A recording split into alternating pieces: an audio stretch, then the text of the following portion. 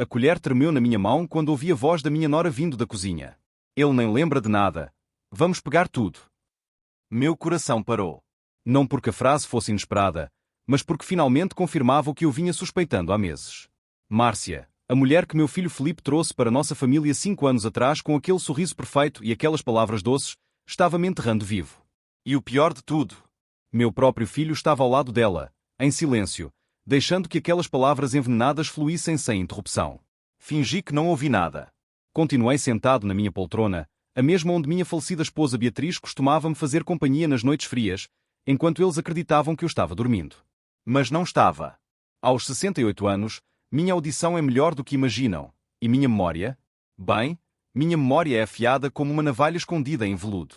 Renato está cada vez pior. Continuou Márcia com aquele tom de falsa preocupação que eu já conhecia tão bem. Ontem ele me perguntou 3 vezes onde estava o controle da TV. 3 vezes, Felipe. O médico disse que é questão de tempo até que ele não reconheça nem a própria casa. Mentira. Eu nunca perguntei sobre controle nenhum. Mas ela era esperta, muito esperta. Vinha construindo essa narrativa há meses, plantando sementes de dúvida em todos que nos visitavam. Seu pai está bem? Perguntavam os vizinhos. Infelizmente, não, suspirava ela com aqueles olhos falsos cheios de compaixão ensaiada. A idade está cobrando o preço. Talvez devêssemos esperar um pouco mais, disse Felipe com aquela voz fraca que me partia o coração. Quando foi que meu filho se tornou esse homem sem espinha dorsal? Quando foi que ele trocou os valores que eu e Beatriz ensinamos por essa mulher que via cifrões onde deveria haver família? Esperar o quê, amor? A voz de Márcia ficou mais dura agora, sem o verniz de gentileza. Esperar que ele dou tudo para aquela instituição de caridade? Esperar que algum parente distante apareça? Seu pai tem 3 imóveis, Felipe. 3. E aquela conta poupança que ele nem sabe que existe mais. A conta poupança. Aquela que eu abri há 40 anos, alimentando mês após mês com o suor do meu trabalho como engenheiro civil. Aquela que eu planejava deixar para meu filho construir algo digno. Como ela sabia? Então me lembrei. Há 2 meses, ela tinha organizado o meu escritório sem que eu pedisse. Só quero ajudar, pai, tinha dito com aquele sorriso. Claro. Ajudar a si mesma. Meus dedos apertaram os braços da poltrona. Não de raiva, mas de determinação. Porque naquele momento, enquanto eles tramavam no que achavam ser minha ignorância senil, eu tomei uma decisão. Não seria mais a vítima nessa história. Seria o autor do final. Você já passou por isso? Já sentiu o peso de descobrir que as pessoas que você ama são capazes de te trair pelo dinheiro? Sim. Você vai entender cada palavra que vou dizer agora. E se não, preste atenção, porque a vida tem dessas ironias cruéis que nos ensinam lições que jamais esquecemos. Levantei-me devagar, fazendo barulho proposital com o jornal que estava no meu colo. Imediatamente, a conversa na cozinha cessou. Ouvi passos apressados e então Márcia apareceu na porta com aquela máscara perfeita de nora dedicada. Pai, você acordou. Estava preocupada. Quer que eu esquente seu jantar? Não precisa, filha, respondi com a voz que eu vinha praticando, um pouco mais lenta, um pouco mais confusa. Só vou ao banheiro. Caminhei arrastando os pés propositalmente, curvando as costas mais do que o necessário. Senti o olhar dela nas minhas costas, analisando, calculando. Quando fechei a porta do banheiro, permiti-me um sorriso amargo. O jogo tinha começado, mas desta vez eu conhecia todas as cartas na mesa. Dentro do banheiro, abri a gaveta secreta que construí há anos atrás, escondida atrás do espelho. Dentro dela, meu celular antigo, o que eles achavam que eu tinha perdido. E mais importante, os documentos. Todos os documentos que provavam que eu estava longe, muito longe de ser o velho senil que eles precisavam que eu fosse. Liguei para o único número que importava agora. 3 toques e uma voz grave atendeu. Renato. Sim, Augusto. Preciso da sua ajuda. Diga. Lembra quando você me disse que se eu um dia precisasse de um advogado, você estaria lá? Claro que lembro. Chegou a hora. O silêncio do outro lado da linha era de compreensão. Augusto Mendes não era apenas meu advogado, era meu amigo de 30 anos, o homem que esteve ao meu lado quando Beatriz faleceu, que me ajudou a construir meu patrimônio com honestidade e trabalho duro. O que aconteceu? Minha nora acha que posso ser facilmente descartado. Meu filho acha que sou um problema a ser resolvido. E eu? Fiz uma pausa. Eu vou ensinar a ambos uma lição que eles nunca esquecerão. Quando começamos? Amanhã. Mas por enquanto, preciso que você prepare alguns papéis. Papéis que vão fazer essa mulher revelar sua verdadeira natureza. Entendido. Desliguei e olhei para meu reflexo no espelho. O rosto estava marcado pela idade. Sim, mas os olhos? Os olhos brilhavam com uma determinação que eu não sentia há anos. Porque finalmente eu tinha um propósito claro, não destruir minha família, mas salvá-la da podridão que estava crescendo dentro dela como um tumor. Quando saí do banheiro, Márcia estava na sala, fingindo assistir televisão. Felipe tinha ido dormir, como sempre fazia quando as situações ficavam desconfortáveis. Covarde. Pai, tem certeza que não quer comer nada? Tenho, filha. Só queria te perguntar uma coisa. Ela se virou, alerta. Sim. Você acha que eu sou feliz? A pergunta a pegou de surpresa. Vi o cálculo por trás dos olhos dela, decidindo qual resposta seria mais conveniente. Claro, pai. Por que pergunta isso? Só curiosidade, respondi, arrastando as palavras. Às vezes me pergunto se fiz as escolhas certas na vida. Você fez um filho maravilhoso, ela disse, mas a falsidade era tão óbvia que até um cego enxergaria. E tem uma família que te ama. Família que me ama. As palavras ecoaram dentro de mim como uma piada cruel. Mas sorri, aquele sorriso senil que ela esperava ver. Você tem razão, filha. Tenho sorte. Vá descansar, pai. Amanhã é outro dia. Sim, amanhã seria outro dia. E seria o começo da maior virada que essa casa já tinha visto. Porque enquanto eles planejavam meu fim, eu planejava o renascimento da verdade. Fui para o quarto, mas não para dormir. Sentei na escrivaninha que Beatriz me deu no nosso 20º aniversário de casamento e comecei a escrever. Cada palavra era uma peça do xadrez, cada frase uma jogada calculada. Meu querido filho Felipe, comecei, escreva esta carta não como um pai amargurado, mas como um homem que ainda acredita que você pode encontrar seu caminho de volta para quem você realmente é. Pausei, pensando nas palavras certas. Porque essa carta, assim como tudo que viria a seguir, não era sobre vingança. Era sobre justiça. E às vezes, a justiça precisa doer para ensinar. Lá fora, ouvi Márcia trancar a porta do quarto. Ouvi os sussurros baixos, os risos contidos. Eles achavam que tinham vencido. Não faziam ideia de que a batalha ainda nem tinha começado. Terminei a carta, lacrei em um envelope e guardei junto com os documentos que Augusto prepararia. Amanhã começaria a fase 2 do plano. Uma fase que envolveria médicos, laudos e uma pequena mentira necessária que faria toda a diferença. Deitei na cama, a mesma cama onde Beatriz dormiu ao meu lado por 40 anos, e sussurrei para o travesseiro vazio ao meu lado. Bia, amor, espero que me perdoe pelo que vou fazer. Mas você sempre disse que a verdade, por mais dolorosa que seja, é a única forma de amor real. Então é isso que vou dar ao nosso filho. A verdade.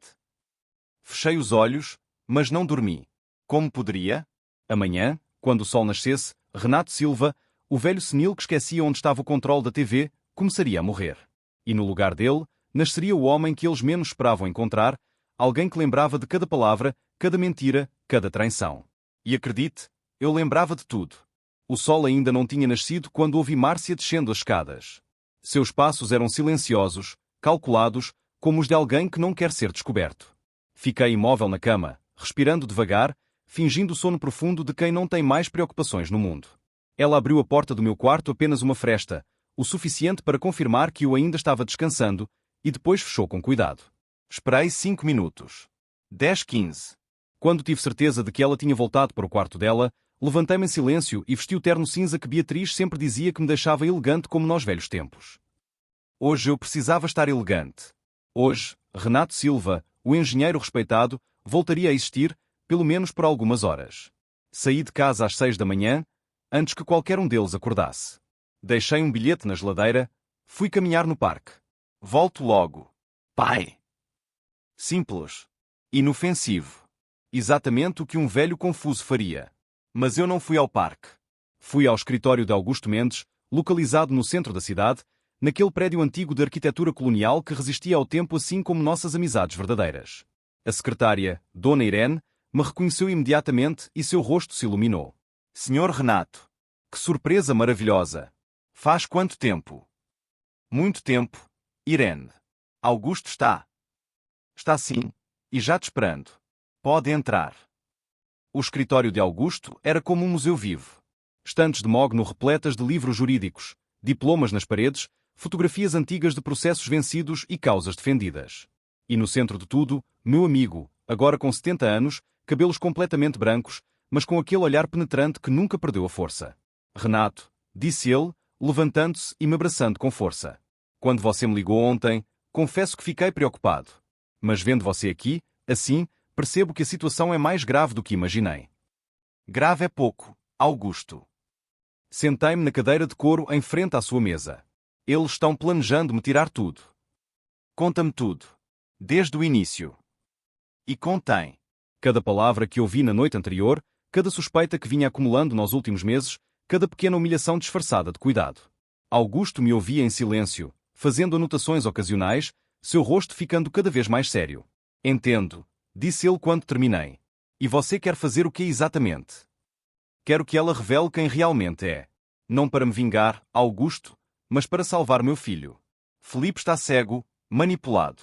Ele precisa ver com os próprios olhos a víbora que trouxe para dentro de casa. Augusto encostou-se na cadeira, juntando as mãos em um gesto pensativo que eu conhecia bem. Era o gesto que ele fazia quando estava montando uma estratégia. Vou-te propor algo, Renato. Algo que pode parecer cruel no começo, mas que no final revelará toda a verdade. Estou ouvindo. Vamos fazer 2 testamentos. Um falso e um verdadeiro. Ele abriu uma gaveta e retirou alguns documentos. O falso será acidentalmente deixado em um lugar onde Márcia possa encontrá-lo.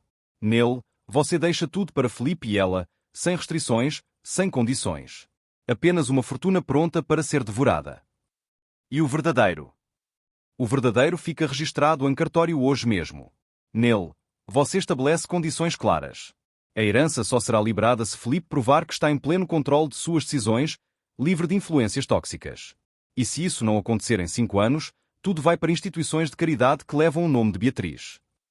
Sorri pela primeira vez em meses. Você é um gênio diabólico, Augusto. Não sou eu, é a lei. Mas precisamos de mais uma coisa para que isso funcione perfeitamente. Ele pegou um cartão de visitas. Conheço um médico, Dr. Henrique Tavares, especialista em geriatria. Ele vai te examinar hoje mesmo e atestar que você está em perfeitas condições mentais. Esse laudo será a nossa arma quando eles tentarem te declarar incapaz. Eles vão fazer isso. Com certeza.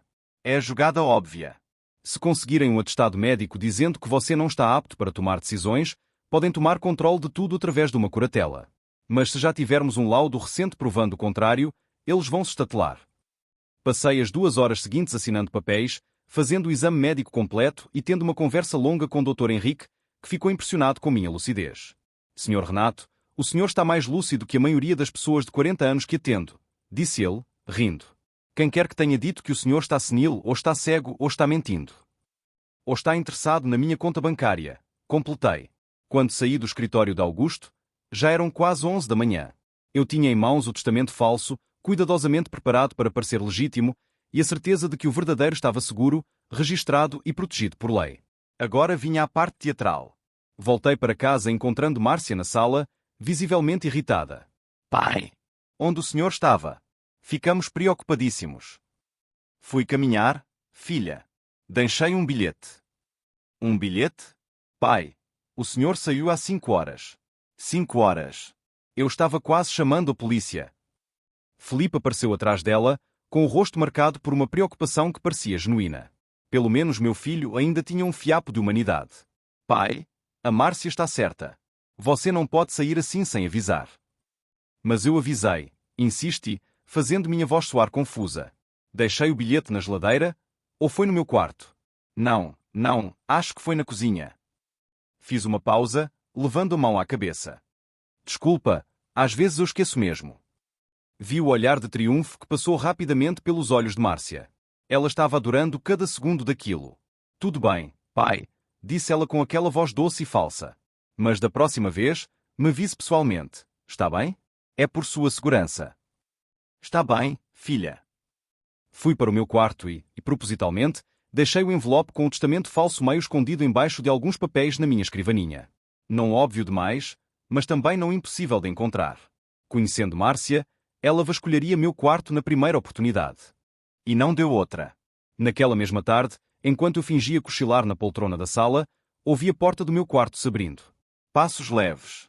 O som de gavetas sendo abertas. Papéis sendo mexidos. Meu coração acelerou, mas mantive a respiração calma e constante. 15 minutos depois, Ela saiu do quarto. Mas o silêncio que se seguiu foi diferente. Era o silêncio de quem tinha acabado de encontrar ouro. Abri um olho discretamente e a vi parada no corredor, segurando o envelope. Suas mãos tremiam. Ela olhou para os lados, certificando-se de que eu estava dormindo, e então abriu o envelope com dedos ávidos. Pude ver seu rosto mudando conforme ela lia. Surpresa. Descrença. Alegria mal contida. Ela leu 2 vezes, 3 vezes, como se não conseguisse acreditar na própria sorte. E então, cuidadosamente, colocou o documento de volta no envelope e o devolveu ao meu quarto, reposicionando-o exatamente como estava. Quando ela voltou para a sala, seu rosto estava diferente. Havia uma leveza nele, uma felicidade que ela tentava esconder, mas que transpirava por cada poro. Ela pensava que tinha vencido. Naquela noite, durante o jantar, Márcia estava particularmente atenciosa. Serviu uma melhor porção de comida, perguntou várias vezes se eu estava confortável, até me ofereceu sobremesa, algo que ela nunca fazia. Pai, eu estava pensando, disse ela, trocando olhares com Felipe. Talvez devêssemos marcar uma consulta com um médico. Só para ter certeza de que está tudo bem com sua saúde. Lá vinha. A jogada que Augusto tinha previsto. Médico? Mas eu me sinto bem, filha. Eu sei, pai, mas é só uma precaução. O senhor tem 68 anos, é importante fazer check-ups regulares. Ela está certa, pai, concordou Felipe. Não custa nada. Está bem, concordei, fingindo relutância. Se vocês acham importante. Ótimo. Já marquei para amanhã às 10 da manhã. Claro que ela já tinha marcado. E claro que seria com o médico que ela escolheu, provavelmente alguém que poderia ser persuadido a dar o diagnóstico que ela precisava. Mas o que Márcia não sabia era que eu também tinha feito minha lição de casa. Dr. Henrique Tavares era um dos médicos mais respeitados da cidade, com uma reputação impecável. E eu já tinha todos os laudos médicos provando minha sanidade mental, datados de hoje mesmo, com reconhecimento em cartório. Quando me deitei naquela noite, não foi com medo, mas com uma sensação estranha de excitação. Era como estar em uma peça de teatro onde eu conhecia todas as falas, mas os outros atores ainda improvisavam sem saber que o roteiro já estava escrito. Peguei meu celular secreto e mandei uma mensagem para Augusto. Ela mordeu a isca. Amanhã tentarão me declarar incapaz. A resposta veio imediata. Perfeito. Estarei pronto. Confie no processo. Confiar no processo. Engraçado como essa frase simples carregava tanto peso. Porque não era só sobre ganhar uma batalha legal. Era sobre provar para meu filho que ele tinha se casado com uma mulher que via pessoas como investimentos, não como família. Desliguei o celular e olhei para a fotografia de Beatriz na mesinha de cabeceira. Seus olhos escuros pareciam-me observar com aquela mistura de amor e firmeza que ela sempre teve. Bia, sussurrei no escuro, amanhã vai ser um dia difícil. Mas você sempre me ensinou que fazer o certo raramente é fácil. Então é isso que vou fazer. Vou fazer o certo, mesmo que doa. E virei de lado, finalmente permitindo que o sono viesse. Porque amanhã, quando Márcia entrasse naquele consultório esperando destruir minha credibilidade, ela encontraria algo muito diferente. Ela encontraria um homem que lembrava de cada palavra, cada gesto, cada mentira. E o pior de tudo para ela descobriria que esse homem estava apenas começando. O consultório do Dr. Rodrigo Fonseca ficava em um desses edifícios modernos no centro, todo vidro e aço, onde tudo parecia frio e calculado.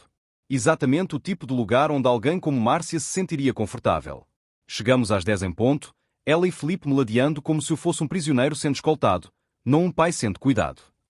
O Dr. Rodrigo é muito bom, pai, disse Márcia enquanto esperávamos na recepção. Ele é especialista em pessoas da sua idade. Pessoas da minha idade. Que forma delicada de dizer velhos que precisam ser calados.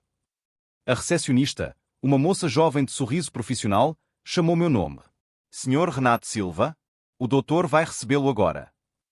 Levantei-me devagar, encurvando as costas mais do que o necessário. Márcia imediatamente segurou meu braço, em um gesto que para qualquer observador externo pareceria carinho, mas que eu sentia como algemas invisíveis. Vou entrar com ele, anunciou ela. Na verdade, disse a recepcionista, o doutor prefere fazer a primeira avaliação sozinho com o paciente. É protocolo. Vi a irritação passar rapidamente pelo rosto de Márcia antes que ela recompusesse a máscara. Claro, claro. É só que meu sogro às vezes fica confuso e eu... Vai ficar tudo bem, senhora. O doutor tem muita experiência. Entrei no consultório e a porta se fechou atrás de mim. O Dr. Rodrigo Fonseca era um homem na casa dos 50, cabelos grisalhos bem penteados, óculos de armação cara e aquele ar de superioridade que alguns médicos carregam como emblema. Ele me cumprimentou com um aperto de mão fraco e me indicou uma cadeira. Senhor Renato, é um prazer. Sua nora me ligou ontem bastante preocupada com o senhor. Preocupada, repeti, deixando a palavra flutuar no ar. Sim. Ela mencionou alguns episódios de esquecimento, confusão, desorientação. Ele abriu uma pasta. Disse que o senhor tem saído de casa sem avisar, esquecido conversas recentes, até confundido datas importantes. É mesmo? Bom, vamos fazer alguns testes simples, está bem? Nada demais. Ele pegou uma caneta. Pode-me dizer que dia é hoje? Quinta-feira, 14 de novembro de 2024. Muito bem. E em que cidade estamos? São Paulo, bairro Jardins. Ótimo. Agora vou dizer 3 palavras e quero que o senhor as repita. Cadeira, maçã, dinheiro. Cadeira, maçã, dinheiro. Os testes continuaram por uns 20 minutos. Perguntas simples, testes de memória, raciocínio básico. Eu respondia tudo corretamente, vendo a frustração crescer nos olhos do doutor a cada resposta certa. Ele claramente esperava que eu tropeçasse, que confirmasse o diagnóstico que já estava pronto na cabeça dele antes mesmo de eu entrar. Senhor Renato, disse ele finalmente, mudando de estratégia, sua nora me contou que o senhor tem uma quantia considerável de bens. 3 propriedades, se não me engano, e algumas economias. Ah, lá vinha a verdadeira consulta. Tenho sim. Trabalhei a vida inteira como engenheiro civil. E o senhor acha que ainda tem capacidade de gerenciar tudo isso? Não seria mais prudente delegar essas responsabilidades para alguém mais jovem? Seu filho, por exemplo. Fingi considerar a pergunta, fazendo uma pausa dramática. Doutor, posso lhe fazer uma pergunta? Claro. Quanto minha nora está pagando para o senhor escrever que eu sou incapaz? O silêncio que se seguiu foi glorioso.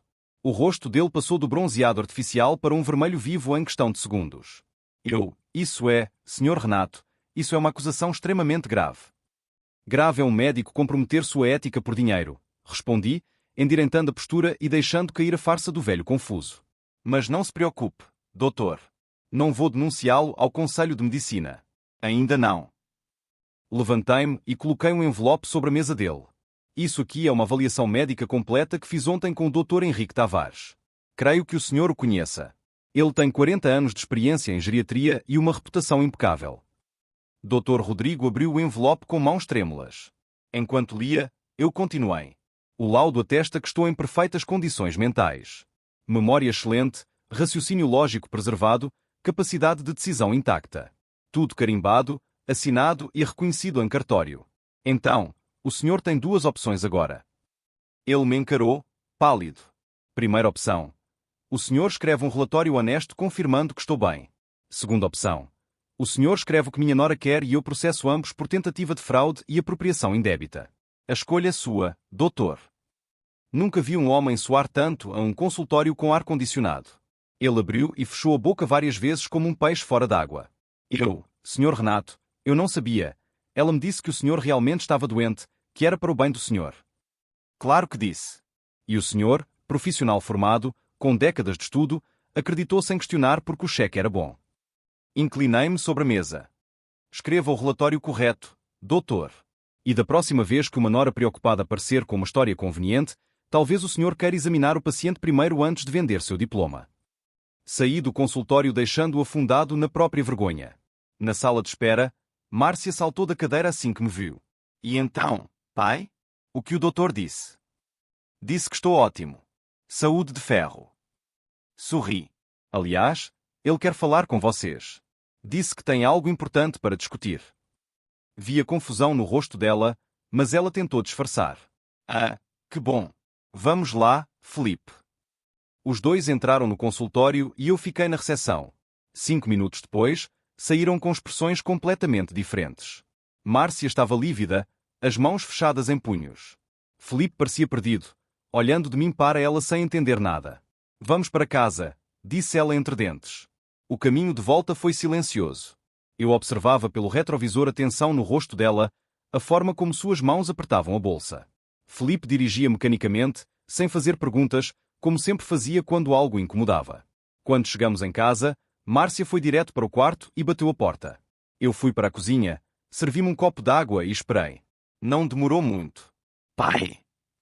Felipe entrou na cozinha, com aquele ar de quem não sabe como começar uma conversa difícil. Sim, filho. O Dr. Rodrigo disse que você está bem. Muito bem, na verdade. Estou. Mas a Márcia tinha dito que você estava... que você tinha... esquecido das coisas? Confuso? Senil. Completei por ele.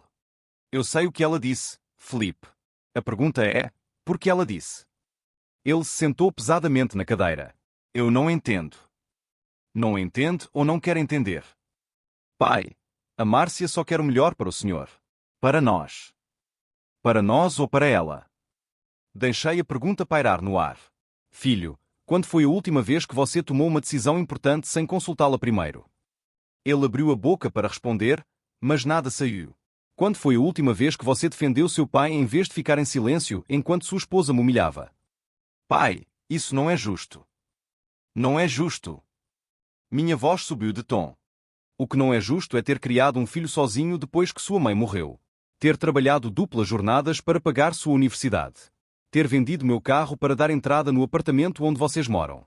E agora, descobrir que tudo isso só valeu para que você ficasse em silêncio enquanto sua mulher tenta me roubar. Roubar? Pai, ninguém está tentando te roubar. Não. Peguei meu celular e toquei um áudio. Era a gravação da noite anterior, quando ouvi a conversa deles na cozinha. Ele nem lembra de nada. Vamos pegar tudo.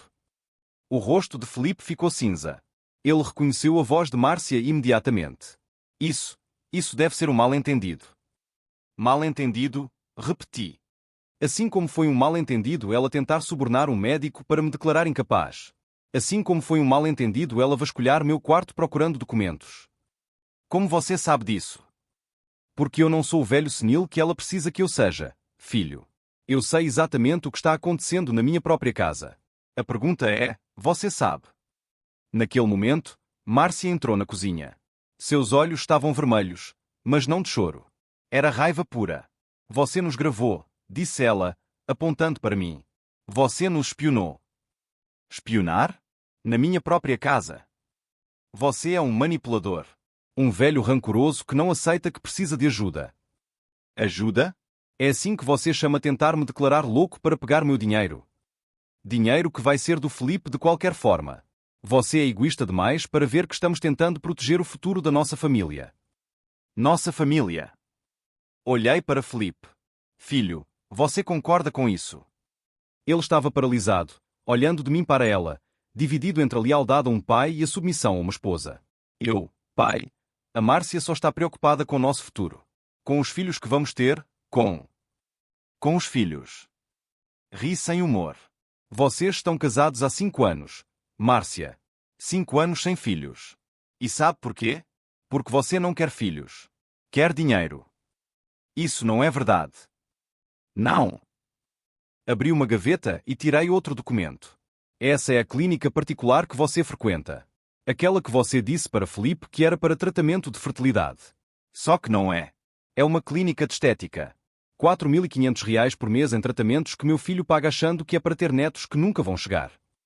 O silêncio que caiu na cozinha era denso o suficiente para ser cortado. Felipe olhou para Márcia com uma expressão que nunca tinha visto antes. Descrença. Traição. Márcia, isso é verdade. Ela tentou recuar, mas já era tarde demais. A máscara tinha caído. Felipe, eu posso explicar. Explique então. Ele bateu a mão na mesa. Explique porque está mentindo há 5 anos. Explique porque está tentando internar meu pai. Explique porque eu sou o único idiota nessa casa que não vê o que está acontecendo. E pela primeira vez desde que tinha-se casado, vi meu filho acordar. Não era a vitória que eu queria, mas era a verdade que ele precisava. Márcia olhou para mim com ódio puro. Você vai se arrepender disso, velho. Talvez, respondi calmamente. Mas pelo menos vou me arrepender sendo dono da minha própria mente. Ela saiu da cozinha feito furacão. Ouvi a porta do quarto bater com força. Felipe afundou na cadeira, a cabeça entre as mãos. Pai, eu não sabia, eu juro que não sabia. Sentei-me ao lado dele e coloquei a mão em seu ombro. Eu sei, filho. Mas agora você sabe. E a pergunta é, o que você vai fazer com essa informação? Ele levantou o rosto. Havia lágrimas ali, mas também algo mais. Determinação. Eu não sei, pai. Mas sei que não posso mais fingir que está tudo bem. Era um começo. Pequeno, mas era um começo. E às vezes, os maiores recomeços nascem dos menores gestos de coragem. Porque naquele momento, na cozinha da casa que eu construí, com meu filho finalmente enxergando a verdade, percebi que não estava lutando sozinho. E Márcia? Bem, ela ainda não tinha visto nada do que eu era capaz de fazer quando a verdade estava do meu lado. A noite caiu sobre a casa como um manto pesado. Felipe não saiu da sala desde nossa conversa na cozinha. Ficou ali, sentado no sofá, olhando para o nada, processando anos de mentiras que finalmente tinham desmoronado diante dos seus olhos. Eu o observava do canto da sala, sentindo uma mistura de alívio e dor. Alívio porque ele finalmente estava enxergando. Dor porque um filho nunca deveria descobrir que foi manipulado pela pessoa que jurou amá-lo. Márcia não deu as caras desde que saiu furiosa da cozinha. O quarto estava trancado e eu sabia que ela estava lá dentro, provavelmente ao telefone, replanejando suas estratégias. Mulheres como ela nunca desistem no primeiro obstáculo. Elas recuam, se reagrupam e atacam de outro ângulo. E eu precisava estar preparado. Por volta das 10 da noite, ouvi a porta do quarto se abrir. Passos descendo a escada. Márcia apareceu na sala com uma mala pequena na mão. Seu rosto estava perfeitamente composto, maquiagem refeita, cabelo arrumado. Ela tinha trocado de roupa e agora usava um vestido preto simples que a fazia parecer vulnerável, frágil. Outra máscara. Outro papel. Felipe, disse ela com voz embargada, preciso de um tempo para pensar. Vou ficar uns dias na casa da minha irmã. Felipe levantou o rosto. Márcia. Não. Ela levantou a mão. Sei que cometi erros. Sei que menti sobre algumas coisas. Mas foi tudo porque tenho medo, Felipe. Medo de perder você. Medo de não ser suficiente. Medo do futuro. Eu tinha que admitir, ela era boa. Muito boa. A voz trêmula, os olhos marejados, a postura de quem está quebrada mas tentando se manter inteira. Se eu não soubesse o que realmente havia por trás daquela fachada, até eu acreditaria. Os tratamentos de estética, continuou ela, limpando uma lágrima que eu tinha certeza ser falsa, era porque me sentia feia. Velha. Achava que você ia me deixar por alguém mais jovem. E sobre seu pai? Ela me lançou um olhar que tentava ser conciliador. Eu realmente achei que ele precisava de ajuda. O Dr. Rodrigo me disse que era normal idosos esconderem problemas de memória por orgulho. Márcia, eu gravei você dizendo vamos pegar tudo, disse Felipe com voz cansada.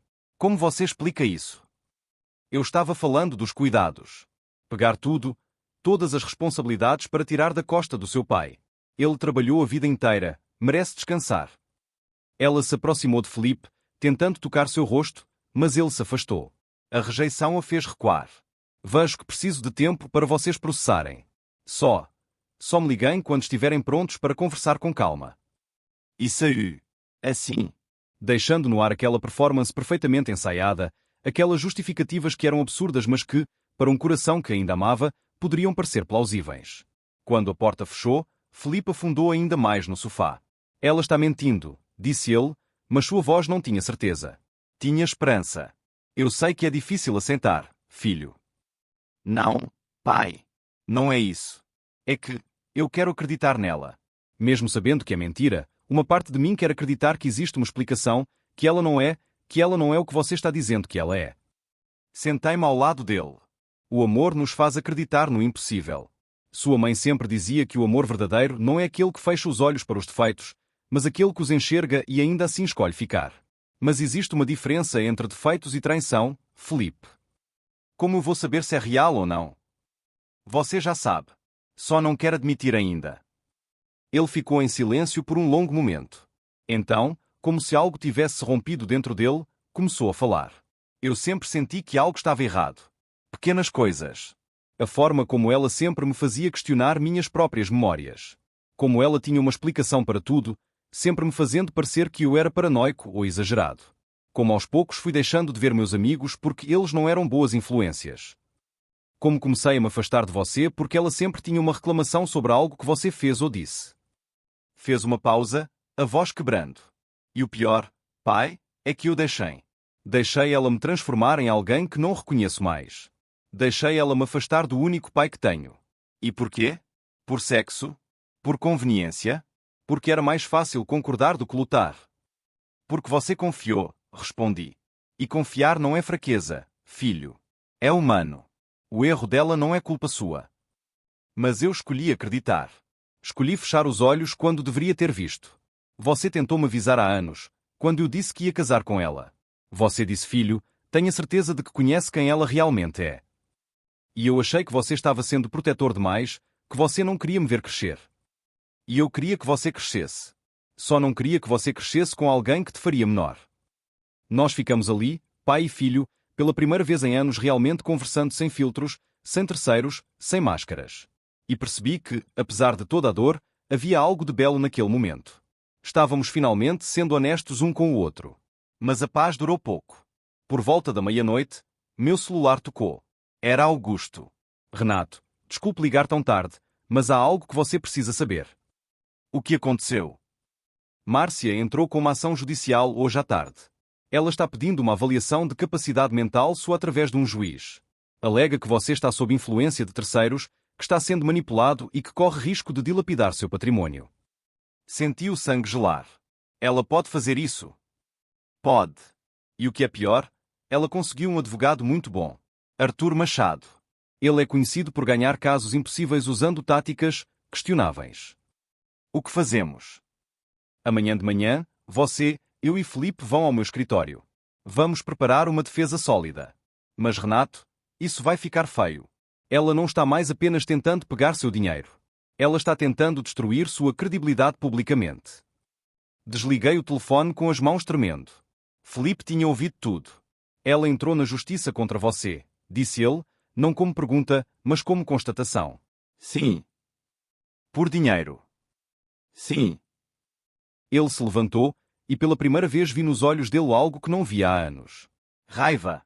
Raiva real, visceral, do tipo que queima por dentro e te transforma. Não. Isso não. Ela pode ter-me enganado. Pode ter mentido para mim. Mas processar meu pai.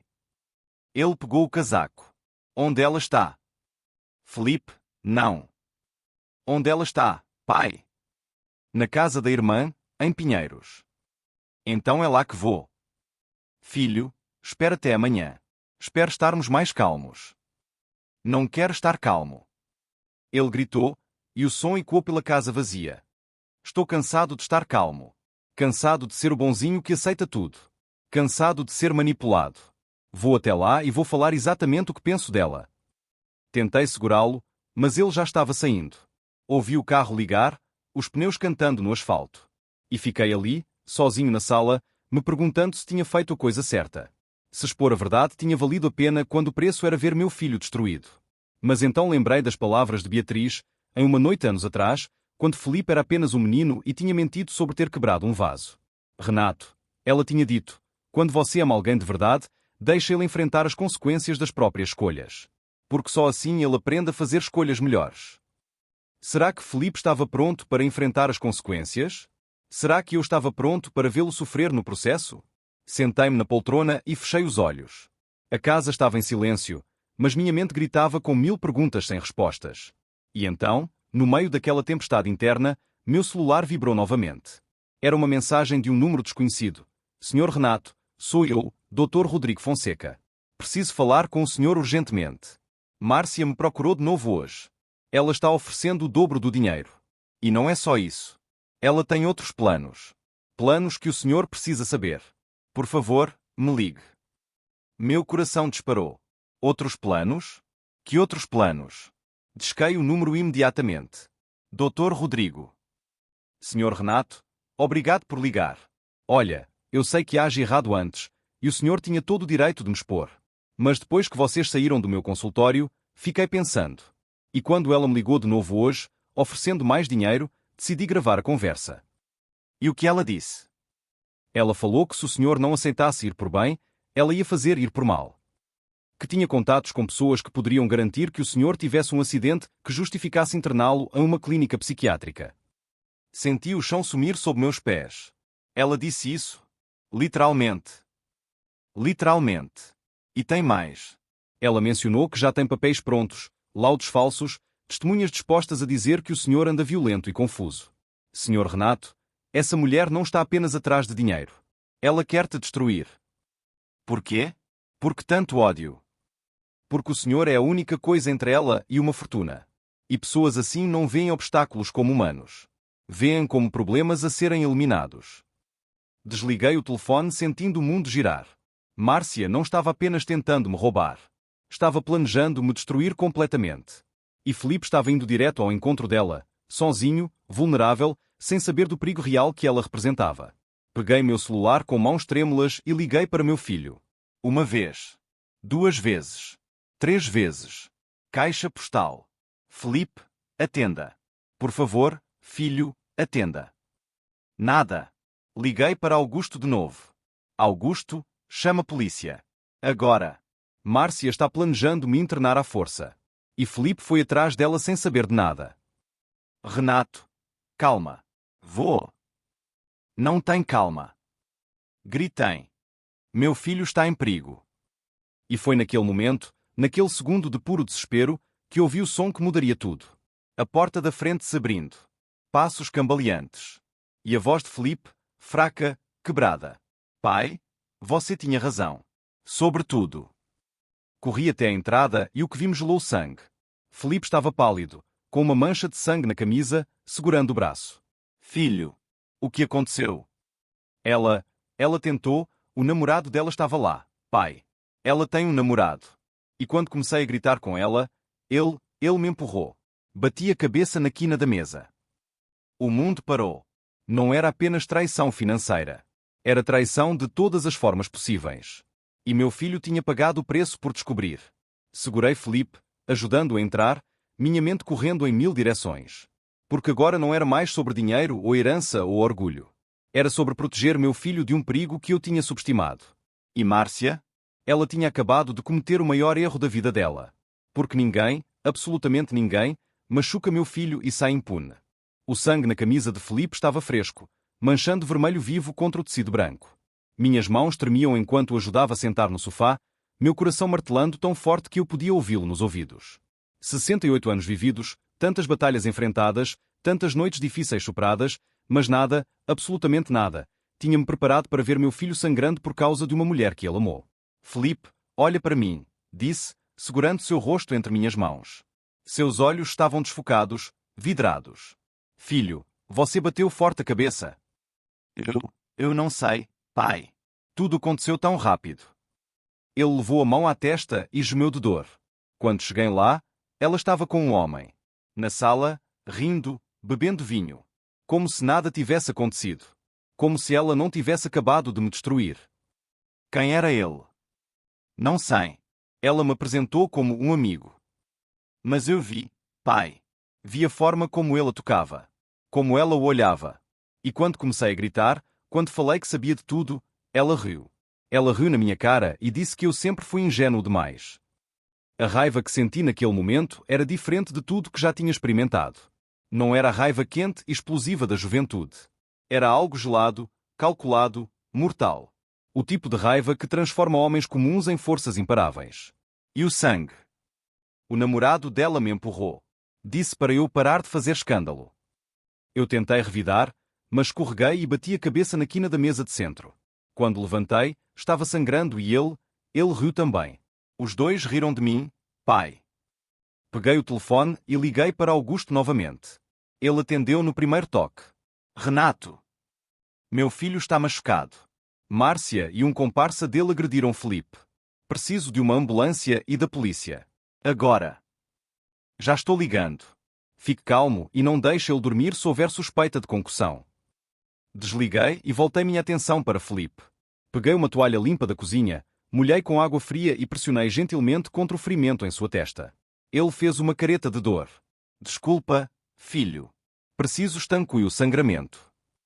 Não, pai. Desculpa você. Desculpa por não ter acreditado quando o senhor tentou me alertar. Desculpa por ter escolhido ela em vez de você. Desculpa por ter sido tão cego e tão burro e tão... Chega! Minha voz saiu firme, mas meus olhos estavam marejados. Você não tem que se desculpar por ter confiado. Por ter amado. Isso não é fraqueza, Felipe. É humanidade. O erro não foi seu. Foi dela, por ter manipulado esse amor. Mas eu deixei ela me afastar de você. Deixei ela plantar dúvidas sobre o senhor. Sobre sua sanidade mental. Concordei quando ela disse que talvez fosse melhor o senhor ir para um lar de idosos. Eu concordei, pai. As lágrimas agora desciam livremente pelo rosto dele, misturando-se ao sangue. E sabe o que é pior? Uma parte de mim ainda quer acreditar que existe uma explicação. Que talvez aquele homem seja mesmo só um amigo. Que talvez eu é que interpretei errado. Como pode, pai? Como pode eu ainda querer defendê-la depois de tudo? Porque o coração não desliga no mesmo segundo que a mente acorda, respondi, sentindo minha própria voz falhar. Sua mãe levou 2 anos para morrer de câncer. 2 anos de sofrimento, de tratamentos, de esperanças que morriam e renasciam a cada exame. E mesmo no último dia, mesmo quando os médicos me disseram que não havia mais nada a fazer, meu coração se recusou a sentar. O amor verdadeiro não desiste fácil, filho. Mesmo quando deveria. Ele me abraçou então, como não fazia desde criança, e chorou no meu ombro. E eu o segurei, sentindo o peso de todos os anos perdidos, de todas as palavras não ditas, de todas as vezes que ele precisou de mim e eu não estava lá porque uma mulher tinha construído um muro entre nós. A ambulância chegou 15 minutos depois, junto com uma viatura policial. Os paramédicos examinaram Felipe rapidamente, mediram sua pressão, checaram suas pupilas, fizeram perguntas sobre tonturas e náuseas. Vai precisar de uns pontos, disse um deles. E vamos levá-lo para fazer uma tomografia, só para garantir que não há lesão interna. Eu vou com ele, disse imediatamente. Claro, senhor. Vamos juntos. Enquanto eles preparavam Felipe para o transporte, 2 policiais se aproximaram. Um era jovem, talvez 30 anos, com aquele ar ainda idealista de quem acha que a justiça sempre prevalece. O outro era mais velho, barriga proeminente, olhos cansados de ver o pior da humanidade. Senhor Renato Silva? Perguntou o mais velho. Sim.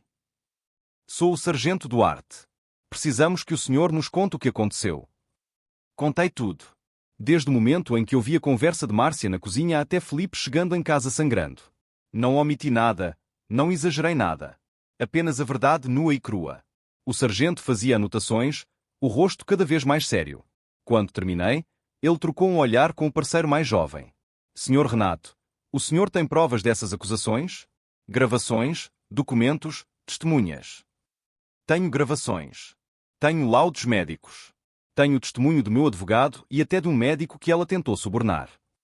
E sobre a agressão desta noite? Felipe é minha testemunha. E posso-te levar ao endereço onde aconteceu. Vamos precisar que vocês venham à delegacia fazer um boletim de ocorrência formal. Mas primeiro, deixe seu filho receber atendimento médico. No hospital, enquanto Felipe fazia a tomografia, sentei-me na sala de espera com Augusto, que tinha chegado pouco depois da ambulância. Ele trazia uma pasta grossa debaixo do braço. Trouxe tudo, disse ele, sentando-se ao meu lado. Todas as provas que temos contra ela. As gravações, os laudos, o testemunho do Dr. Rodrigo. E mais uma coisa.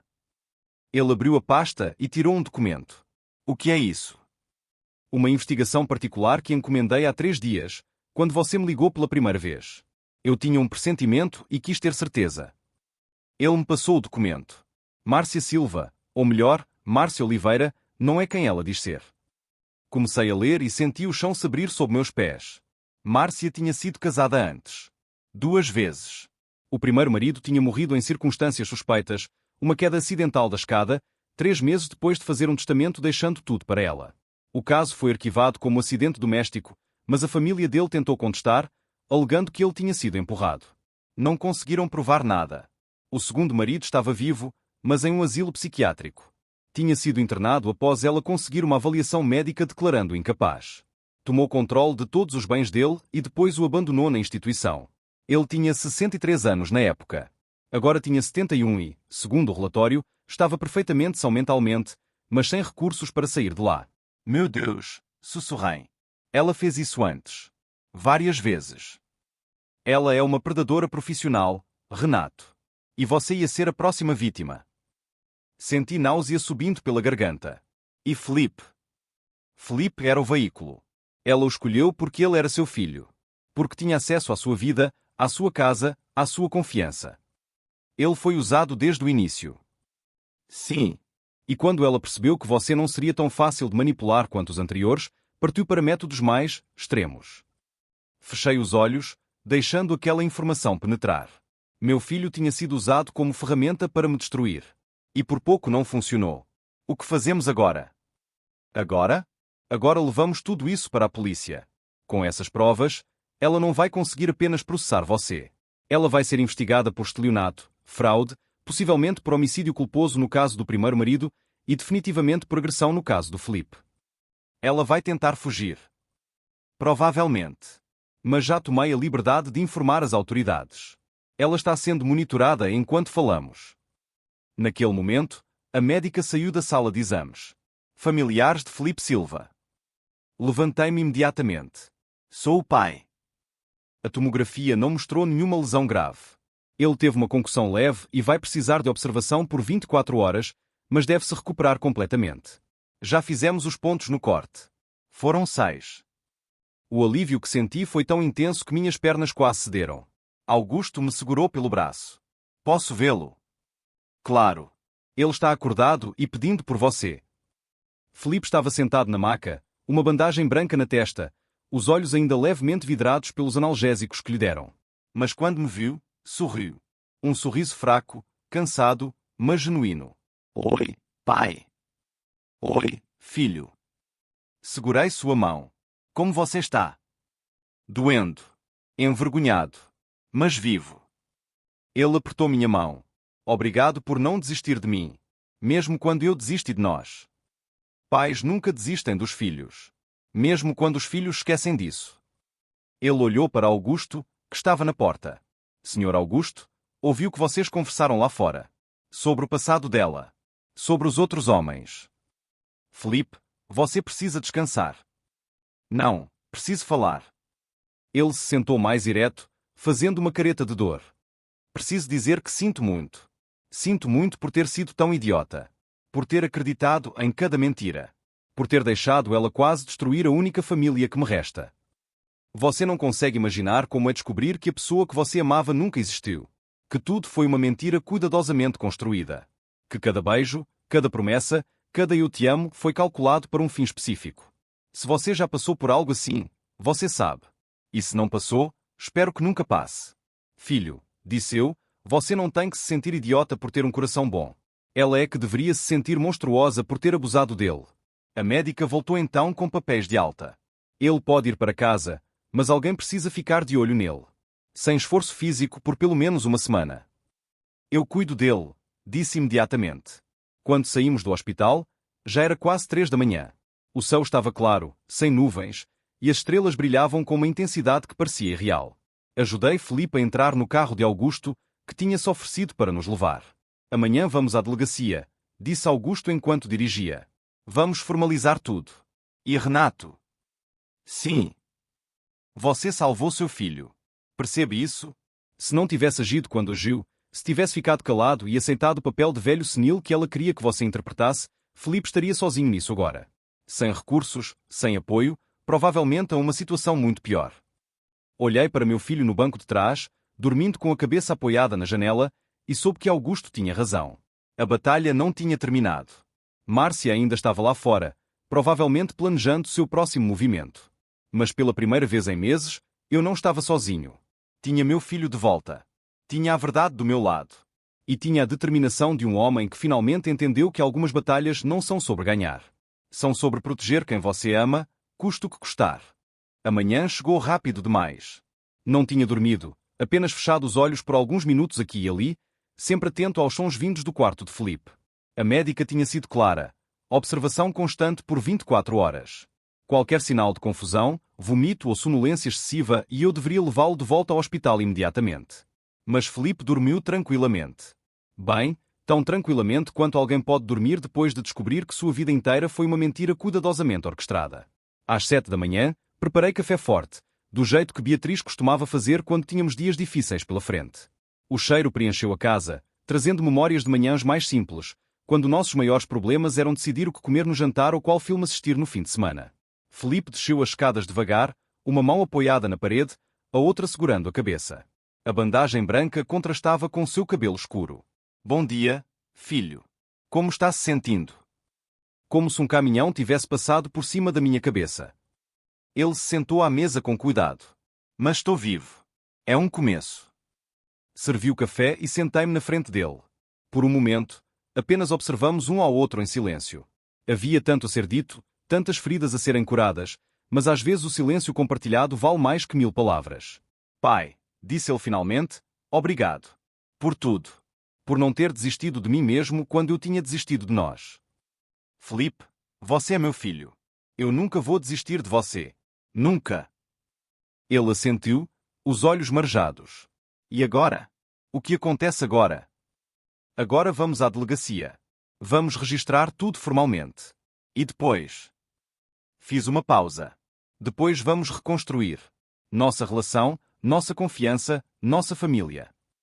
O telefone tocou. Era Augusto. Renato, bom dia. Como está o Felipe? Dolorido, mas bem. Ótimo. Ouça, consegui uma reunião com o delegado às 10 da manhã.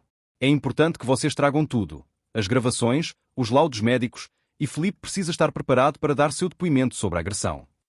Estaremos lá. Desliguei e olhei para meu filho. Pronto para fazer isso?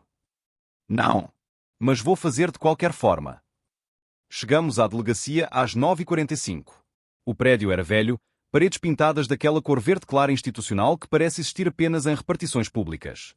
Havia pessoas esperando em filas, funcionários correndo de um lado para o outro com pilhas de papéis, o cheiro característico de café velho e burocracia. Augusto já estava lá, conversando com um homem alto, de uniforme impecável e ar de quem já tinha visto tudo nessa vida. Quando nos viu, acenou. Renato, Felipe, este é o delegado Carvalho.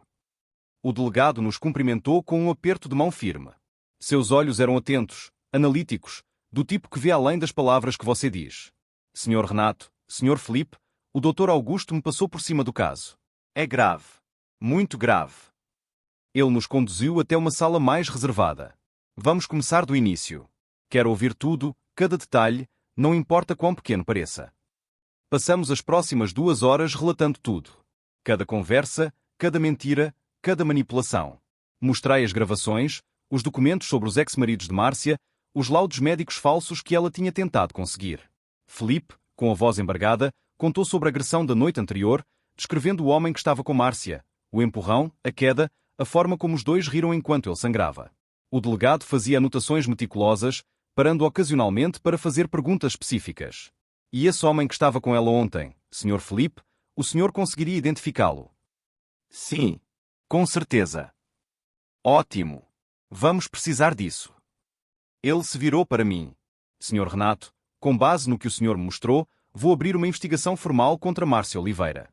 As acusações incluem estelionato, tentativa de fraude, agressão e possivelmente mais quando investigarmos a fundo sua história. E ela? Onde ela está agora? Essa é a parte complicada. O delegado trocou um olhar com Augusto. Quando mandamos uma viatura até o endereço que vocês forneceram esta manhã, o apartamento estava vazio. Segundo a vizinha, ela viu Márcia saindo com 2 malas grandes por volta das 5 da manhã. Senti meu estômago apertar. Ela fugiu. Aparentemente. Mas não se preocupe, Sr. Renato. Já emitimos um mandado de busca e apreensão. Ela não vai conseguir sair do país. Os aeroportos e as fronteiras foram alertados. E se ela conseguir? Perguntou Felipe, a voz cheia de medo. E se ela simplesmente desaparecer? Pessoas como ela sempre cometem um erro, disse o delegado com a convicção de quem fala por experiência. Sempre deixam um rastro. Sempre ficam confiantes demais. E é aí que pegamos. Saímos da delegacia com uma cópia do boletim de ocorrência e a promessa de que seriam mantidos informados de qualquer desenvolvimento. Mas eu sabia que Márcia era esperta. Muito esperta.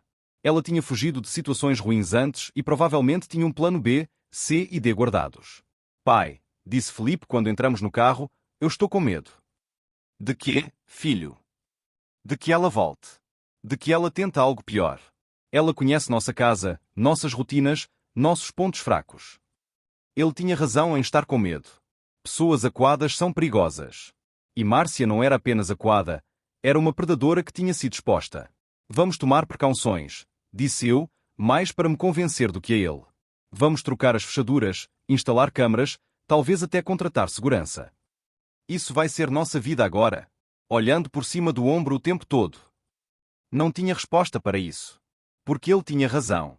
Márcia tinha tirado mais do que dinheiro ou confiança. Tinha tirado nossa paz. Quando chegamos em casa, havia um carro estranho estacionado na frente. Meu coração disparou. Felipe ficou tenso ao meu lado. Pai, aquele é. A porta do motorista se abriu e uma mulher saiu. Tinha por volta de 40 anos, cabelos curtos, roupas simples e carregava uma pasta. Quando nos viu, acenou. Senhor Renato Silva. Sim. Quem é a senhora? Meu nome é Patrícia Almeida. Sou investigadora particular e também sou irmã de Roberto Moreira. O nome não me dizia nada a princípio. Ela deve ter notado minha confusão. Roberto era o segundo marido de Márcia Oliveira, o homem que ela internou em um asilo psiquiátrico. Senti o chão se mover sob meus pés. Felipe segurou meu braço. Por favor, disse ela, posso conversar com os senhores? Há coisas que vocês precisam saber. Coisas que vão além do que já descobriram. Entramos em casa, todos nós tensos, desconfiados. Patrícia sentou-se no sofá e abriu sua pasta, retirando fotos, documentos, anotações. Eu venho rastreando Márcia há 6 anos, começou ela. Desde que ela destruiu meu irmão. Quando descobri o que ela fez com ele, jurei que não deixaria ela fazer isso com mais ninguém. Por que não foi à polícia? Perguntou Felipe. Foi. Várias vezes. Mas ela é boa, muito boa. Sempre deixa tudo documentado legalmente. Os casamentos, os testamentos, as internações. Tudo parece legítimo no papel. É só quando você cava fundo que percebe o padrão. Ela espalhou fotos na mesa. Eram de homens diferentes, todos mais velhos, todos com a mesma expressão de confusão e dor nos olhos. Estes são alguns dos homens que ela destruiu antes do meu irmão. Consegui rastrear pelo menos 8 nos últimos 15 anos. 8 que eu tenho certeza. Provavelmente existem mais. Meu Deus, sussurrei. É uma carreira. Exatamente.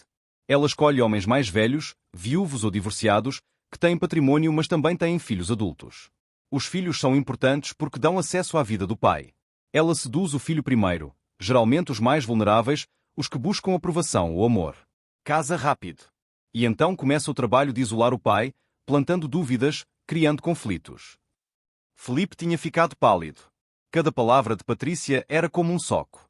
E eu fui mais um idiota na lista dela, murmurou. Não, Sr. Felipe, disse Patrícia com gentileza. O senhor foi uma vítima. Assim como todos os outros filhos foram. Ela manipula com maestria. Sabe exatamente quais botões apertar, quais inseguranças explorar. Como ela encontra essas pessoas? Perguntei. Grupos de apoio para viúvos, eventos sociais, até aplicativos de relacionamento.